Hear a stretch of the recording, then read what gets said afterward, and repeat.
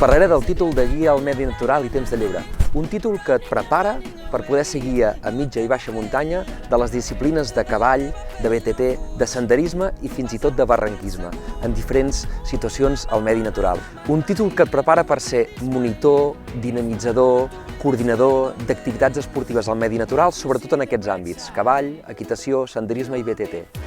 Un curs distribuït en 2 anys, on es treballen 14 mòduls, on el segon any treballes unes pràctiques en centres, on tindràs experiència per poder viure en primera persona tot el que estàs estudiant i preparant-te.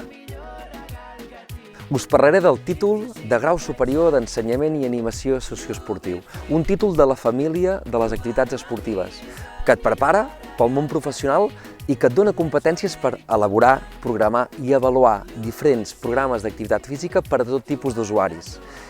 Aquest curs és un curs distribuït en 2 anys on l'alumne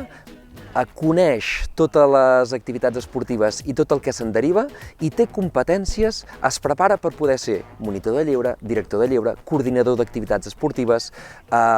dissenyador de programes d'activitat física en contextos reals, i en aquest cicle formatiu et prepara no només pel món professional, sinó amb la sortida acadèmica universitària.